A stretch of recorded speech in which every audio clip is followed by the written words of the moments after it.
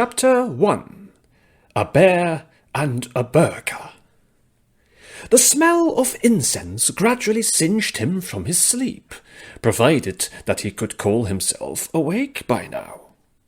It seemed that his brain wasn't properly processing the stimuli from the outside world yet. The contours of horizontal beams undulated before his eyes. The light flickered in a way that made him nauseous, and he had the impression that he was something small and fluffy. The small, fluffy thing sat upright and waited for the dizziness to go down. The beams now turned out to be vertical and were wooden pillars. Several oil lamps, glowing a yellowish-orange, hung from the ceiling.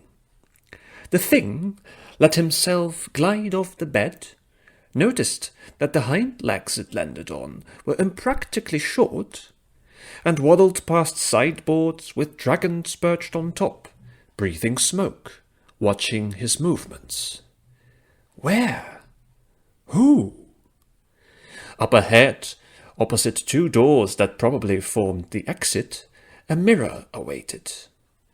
The thing stood in front of it and discovered a fact he deemed slightly odd. I'm a teddy bear. The man on the mattress, he believed he was a man in any case, sat upright and waited for the dizziness to go down. A strip of bandage was wrapped around his head. He had a throbbing wound behind his left ear. Further inspection of his arms revealed multiple bruises. Lightly drowsy, he wondered who had helped him. He was inside what he would call a small temple. The light was faint, there were tiny altars, and 4 dragon heads made of stone rested on wooden sideboards, incense smouldering from their nostrils. Save for them, nothing gave any sign of life. He stood up and shambled in socks through the room. His back felt squishy and stiff at the same time. The planks moaned briefly and quietly under his feet. No one came looking. He was alone. The teddy bear wore a checked vest with bright pink, bright orange, and bright blue checkers. The colours mismatched so hideously that they almost blinded his single eye, which led the bear to discover that one of his eyes was missing. Only a few threads stuck out from his right socket. The bear reasoned that his own jacket would bother him less this way, and that he could use those collars to stab other people's eyes out, which seemed like an attractive prospect to him. The fact that he was a one-eyed teddy with a checkered vest felt, in some way or another, really quite logical. The only thing unclear to him was why.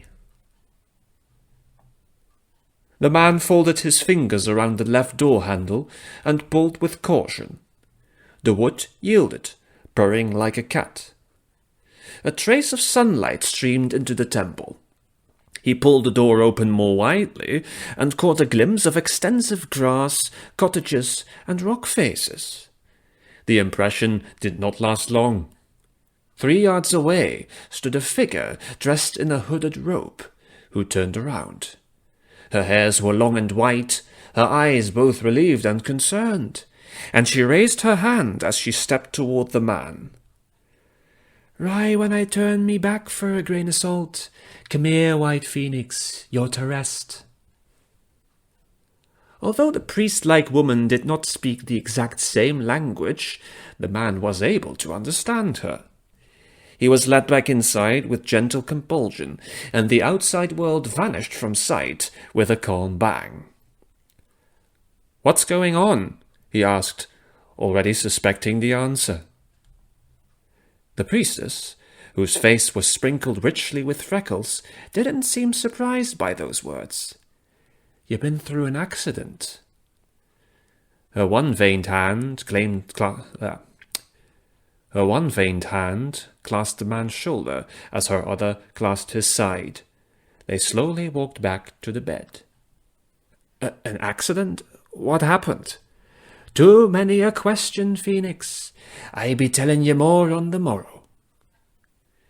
Though the details of that exotic response eluded him, the man understood that he wouldn't get a real answer soon. The teddy bear tried to open the door again, but he couldn't reach the handle.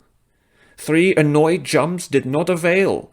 His short legs held too little spring power, and he gave up angrily. "So," the priestess said, as soon as she had put her protégé on the mattress, "now it's time to eat a jiffy." She raised a motherly finger.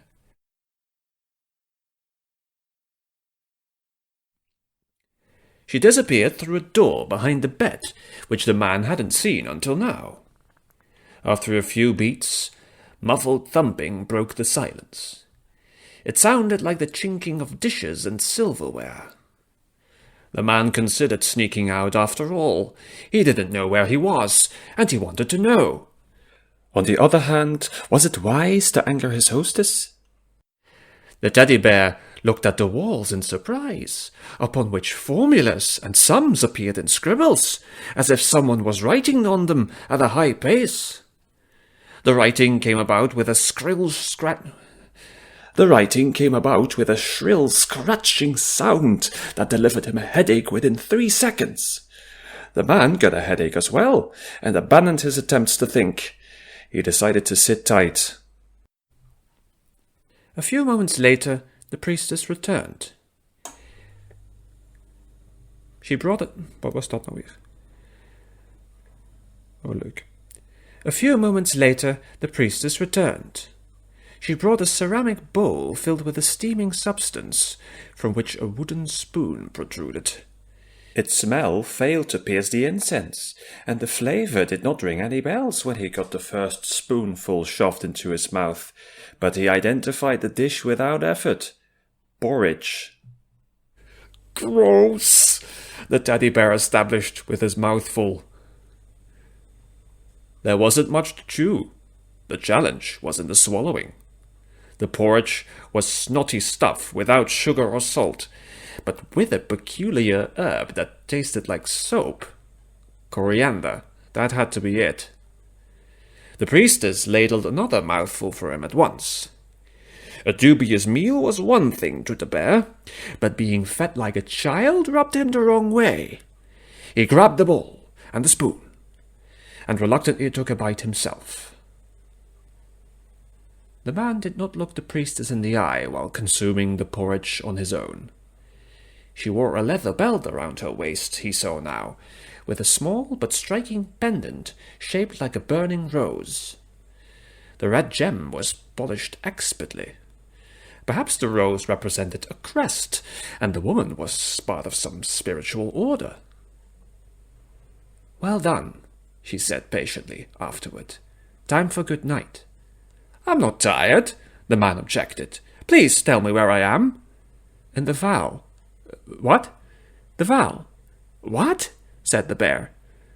"You may go out on the morrow," the priestess added in a kind voice, before taking the remains of the meal to the back room.